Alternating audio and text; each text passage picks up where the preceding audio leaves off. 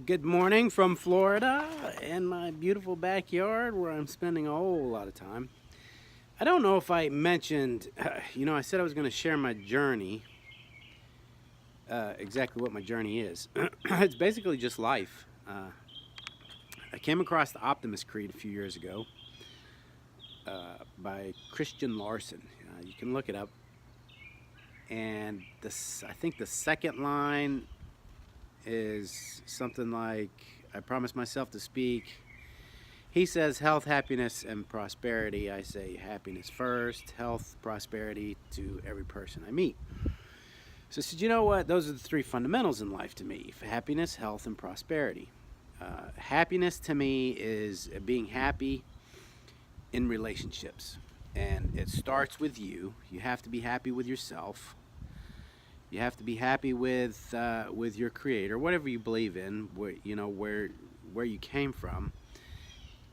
You have to be happy you have to have a good, happy relationship with your partner, and then with your family, and then with your friends, and then with people you meet. That's what makes you happy, is having those good relationships. And it starts with you. I mean, if you can't be happy sitting at home by yourself and be happy with whatever situation you're in, it's going to be difficult to be happy with a partner. So happiness, health, obviously, you want your health, you want to be in good shape, you want to be feeling good, to be able to enjoy life. And then prosperity, having enough money to do what you want. And for everybody, that's different. I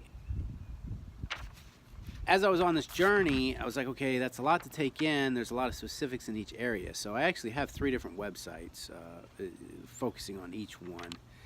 But here at Ron's Choice, it's more of the life things that I just want to share with you. Every now and then I have an epiphany of something that comes back around to me or reminds me of something, and I just want to share it and see if it helps other people.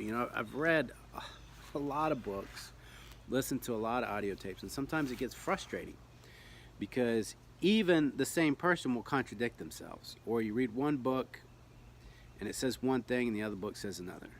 Just relax, let it go, it's going to come to you. Some say you got to work. And whether you're a religious person and you believe in God, or you're a spiritual person, I've found that both sides can carry that mentality.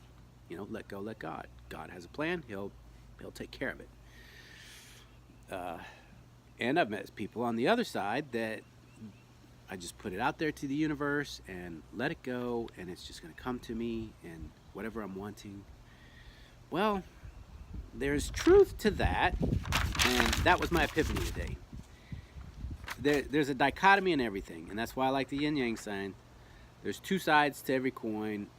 Every magnet, I got this from Wayne Dyer. He used to bring a magnet into his classes.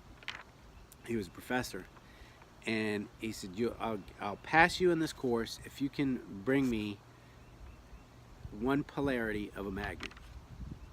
No matter how thin you slice a magnet, there's always a positive and a negative side. So I've come to the realization that there's some truth in everything. Regardless of what it is, there is some truth to every story, to every quote, every fable, every whatever. And there's always 2 sides to it. There's a time and a place for that to work. So I don't like the phrase "it's not easy," because the mentality that I've come from, as far as the law of attraction, getting what you want, staying positive, you always focus on what you want, what you don't want, not what you don't want. So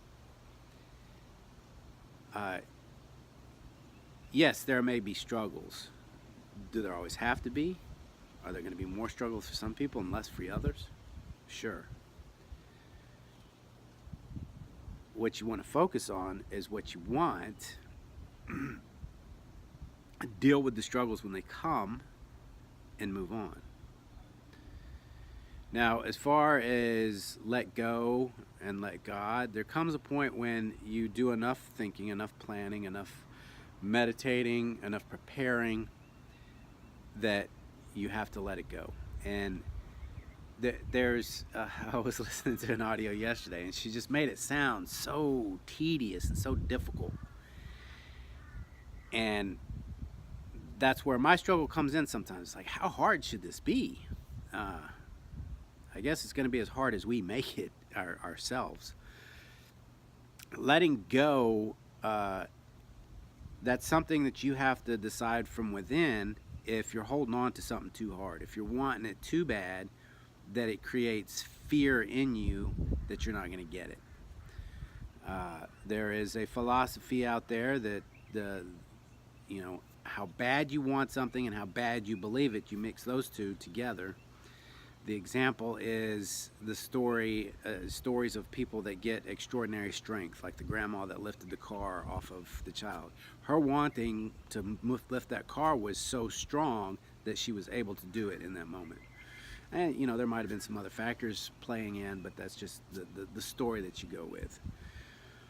So there is overthinking. There is a time to let go. There is a time to take action. And what I always come back to is that's life. I mean, we didn't come here just to sit around.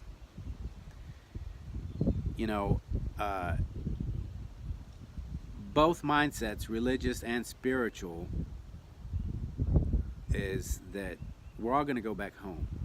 This is just temporary. We're going to go back to, heaven, the universe, the ether, whatever you want to call it. So this is a temporary situation. And it's not, we didn't come here in order to get back there, because we're going back. Wherever we came from, our spirits or whatever is going back. I mean, and if you don't believe in that, then none of this will make sense to you. But a majority of people believe that there's something after life. So then that raises the question sometimes for me, what are we doing here? Why are we here? Well, we're here to experience, to grow. That's what that's what everything is, contrast. To create, to be, to experience. Some people come here, it's kind of like a vacation, right? Because you say you're going back home. So when some people go on vacation, they go somewhere where they can just relax. They don't want to do anything. They just want to unwind. Some people go for an adventure. They want to go explore the locals and meet people and go see how they live, and they want to go hiking, and everybody has a different interpretation or what they want to do on vacation. It's the same thing here. Some people just come experience it. They just want to just live life, and that's it. They don't want to push for more. Some people want great success. Some people want a lot of money. Some people want to break records as far as physical athletes and stuff. It's all, I've learned through that mindset so much to appreciate everyone else and what they do. But it still tickles me when you see these videos and you see these kids that are 4, 5, 6 years old playing the drums, singing, playing the piano, speaking 6 different languages. It's like, wow. Or some people come and they've just got this super high IQ.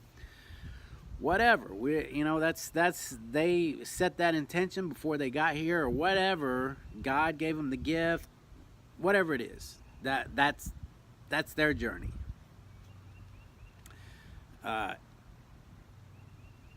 If part of what helps keep me going is, I feel like if I think of something more than 3 times, that means I'm supposed to do it. If I have the inclination to learn something, to try something, to do something, to be something, that was my calling.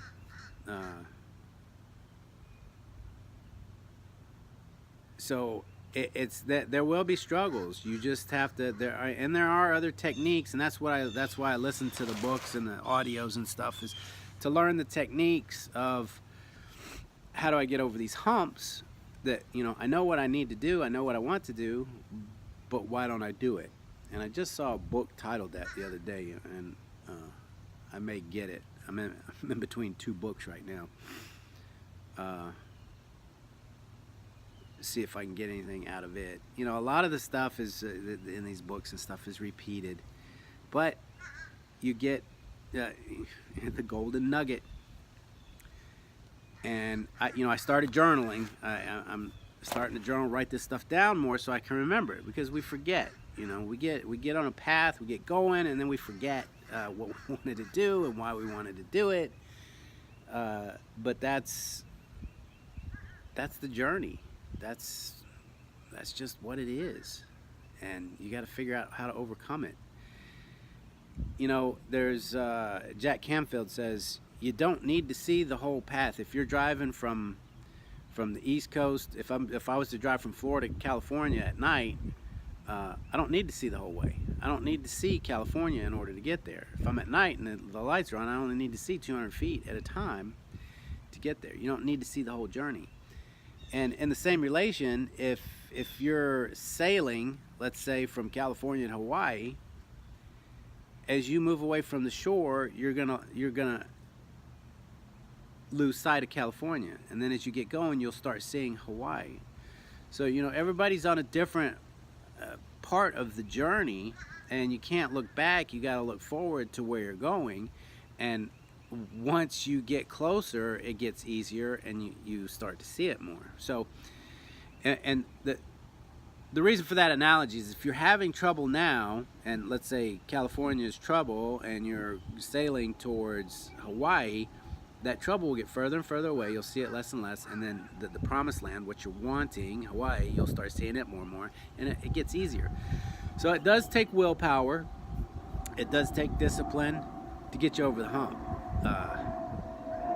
And that's a whole nother thing. A lot of airplanes going over today. But you have to do what you have to do to get you there. And again, another thing that keeps me going is regrets. I sit there and ask myself, if I was sitting on my dying bed, what would I regret? What do I regret today? And most things that we regret are the things that we did not do. As Wayne Dyer would say, don't die with your music in you. You got to go all out, and that's what I'm doing. I'm trying to figure it out, and I'm going to share it. Like I said, I'm going to share my journey, that part of the journey, with you here.